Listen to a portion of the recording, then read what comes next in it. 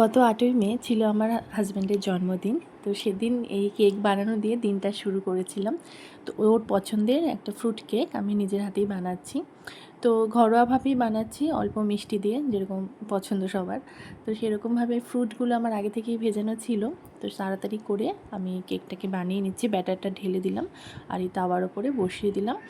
আর এছাড়াও আমি মিও আমরেতেও একটা কেকের অর্ডার দিয়ে এসেছিলাম, যে কেকটাও আনতে যাবো একটু পরে। তো এই যে কেকটা কিন্তু আমার রেডি। এই বানানো কেকটা নিয়ে সোজা তারপরে মিও আমর থেকে কেকটা নিয়ে চলে এলাম শ্বশুরবাড়িতে। সেখানে মামনি পায়েস বানিয়েছিল ওর জন্য। এই দুটো কেক কেটে সকলের আশীর্বাদ নিয়ে শুরু করলো।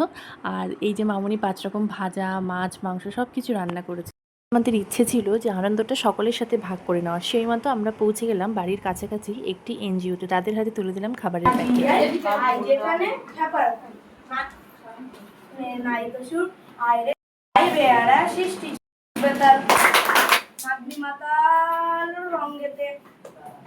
আইরে তবে ভুলের ভাবে অসম্ভবের ছন্দেতে, অসম্ভবের ছন্দেতে, অসম্ভবের ছন্দেতে। আর বাচ্চারাও কিন্তু খুব সুন্দর পারফরমেন্স করেছে, আর অনেক নিজের হাতে ছোটো ছোটো উপহার বানিয়ে ওকে দিয়েছে।